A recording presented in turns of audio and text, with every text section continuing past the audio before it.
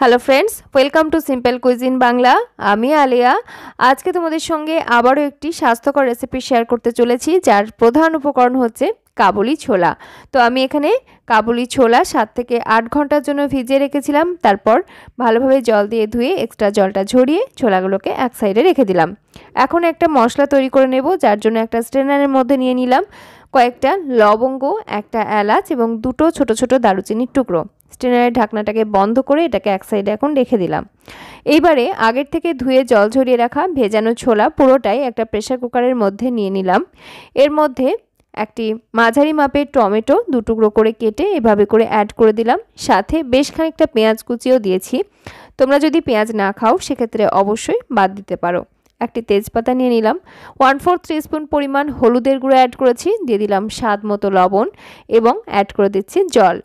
এবারে জলের পরিমাণটা হচ্ছে ছোলাগুলো ডুবে থাকবে সেই পরিমাণ জল এখানে ব্যবহার করতে হবে। আমি এখানে 1 কাপ পরিমাণ ছোলা ভিজিয়েছিলাম, তার জন্য আমাদের মোটামুটি 2 থেকে আড়াই কাপের মতো জল লেগেছে। এবারে মশলা সহ স্ট্রেনারটা এর মধ্যে নিয়ে নিলাম। প্রেসার কুকারের ঢাকনা বন্ধ করে 2 থেকে 3টে হুইসেল দিয়ে আমি এগুলোকে সিদ্ধ করে নেব। আচ্ছা, যাতে এখান থেকে গোটা মশলাগুলো আলাদা করে নিতে আমার সুবিধা হয়, তার জন্য আমি এরকম একটা স্ট্রেনারের ব্যবহার করেছি।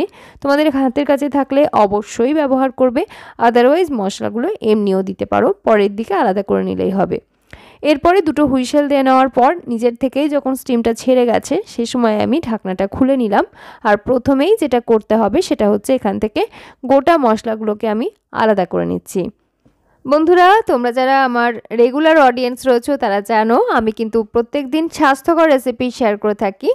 আর যারা নতুন রয়েছো তাদের জন্য বলে রাখি, এই ধরনের স্বাস্থ্যকর রেসিপির সন্ধান পেতে চাইলে অবশ্যই চ্যানেলটি সাবস্ক্রাইব করে পাশে থাকা বেল আইকনটা অল করে রেখো, কারণ আমি কিন্তু প্রত্যেক দিন ওয়েট লস ডায়েটের রেসিপি থেকে শুরু করে বাচ্চা বড় সবার জন্য ভীষণ স্বাস্থ্যকর এবং পুষ্টিসম্মত রেসিপি শেয়ার করে থাকি।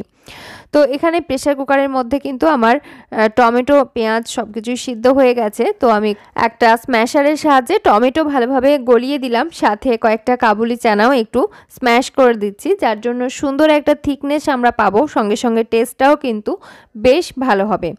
যারা আলু ব্যবহার করতে চাও না তারা কিন্তু এইভাবে করে নিতে পারো। আর যারা আলু ব্যবহার করছো বা আলু ব্যবহার করতে চাও তারা অবশ্যই এখানে কিন্তু আলু অ্যাড করতে পারো।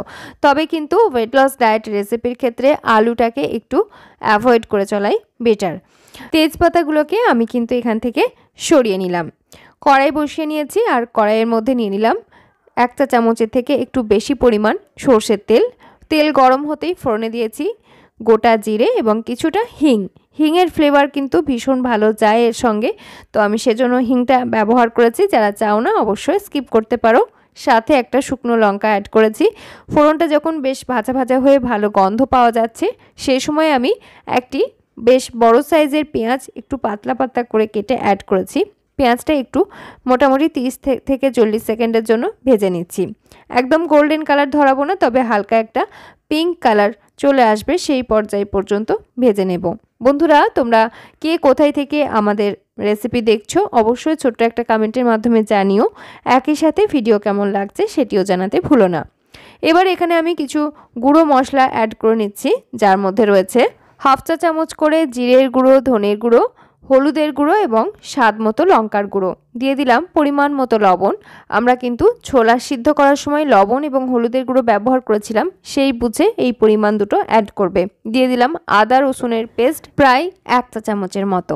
দিয়ে সমস্ত কিছু একসাথে মাঝারি থেকে হাই ফ্লেমে 30 থেকে 40 সেকেন্ডসের মতো কষিয়ে নিচ্ছি, যাতে আদা রসুনের কাঁচা গন্ধ চলে যায়। আর তার পরপরই অ্যাড করে দিলাম একটি মাঝারি মাপের টমেটোর টুকরো এবং কয়েকটা কাঁচা লঙ্কার টুকরো। ঝালটা তোমরা অবশ্যই নিজের পছন্দ অনুযায়ী অ্যাড করবে, বাচ্চারা খেলে সেদিকে অবশ্যই কিন্তু খেয়াল রাখবে।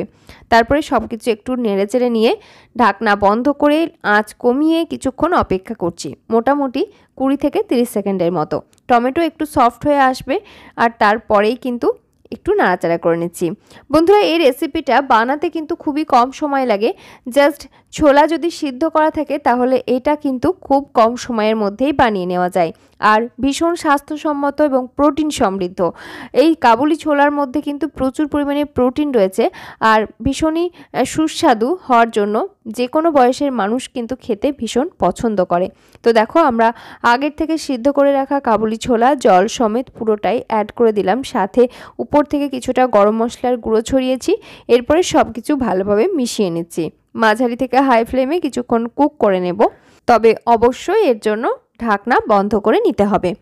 বন্ধুরা, তোমরা যারা ডায়েটের মধ্যে রয়েছো বা ওজনটা নিয়ন্ত্রণে রাখার চেষ্টা করছো তারা কিন্তু এই রেসিপিটা ফলো করতে পারো আলু ছাড়া। আর যারা ওজন বাড়াতে চাইছো, অনেকেই কিন্তু আমাকে কমেন্ট করো যে ওজন আমার খুব কমের দিকে হয়ে যাচ্ছে, আমি ওজনটা বাড়াতে চাই, তো কি এমন খাবার খাবো যেটা জন্য আমার ওজন বাড়তে পারে। আচ্ছা, প্রথমেই আপনাকে দেখতে হবে যে আপনার ওজন কেন বাড়ছে না। কারণ রেগুলার খাবার দাবার যেগুলো পুষ্টিসম্মত হয় এবং যেগুলো সব মানুষ খেতে পারে সেই ধরনের খাবারের রেসিপি আমি কিন্তু শেয়ার করে থাকি। এই ধরনের খাবার খেলে কিন্তু অতিরিক্ত ওজন কমে যাবে না বা অতিরিক্ত ওজন বেড়েও যাবে না, আপনার ওজনটা নিয়ন্ত্রণে বা কন্ট্রোলের মধ্যে থাকবে। তাই কেন আপনার ওজন কমে যাচ্ছে সেটা জানার জন্য অবশ্যই ডাক্তারবাবুর পরামর্শ নিতে হবে এবং তার জন্য স্পেসিফিক কিছু মেডিকেল টেস্টও রয়েছে। তো তৈরি হয়ে গেছে আমাদের ভীষণই স্বাস্থ্যসম্মত কাবুলি চানার একটা রেসিপি। এর উপর থেকে আমি শসা কুচি পেঁয়াজ কুচি ছড়িয়ে নিলাম। এগুলো কিন্তু এমনিও খেতে দুর্দান্ত লাগে। তাছাড়াও মুড়ি, ভাত, রুটি, পরোটা সব কিছুর সাথেই কিন্তু সাইড ডিশ হিসাবে নেওয়া যায়। তোমরা যারা ওয়েট লস জার্নির মধ্যে রয়েছো তারা অবশ্যই কিন্তু এমনি এটা খেতে পারো। সকালে এক বাটি যদি খাওয়া যায় তাহলে দেখা যায় দীর্ঘক্ষণ কিন্তু খিদে পায় না, কারণ এর মধ্যে প্রচুর পরিমাণে ফাইবার এবং প্রোটিন রয়েছে।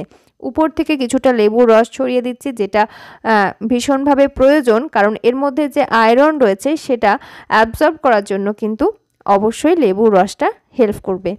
আশা করছি আমাদের আজকের এই রেসিপি তোমাদের ভালো লেগেছে। রেসিপি ভালো লাগলে অবশ্যই চ্যানেলটি সাবস্ক্রাইব করে পাশে থাকা বেল আইকনটা অল করে রেখো, একটা লাইক করে দিও আর শেয়ার করতেও পারো।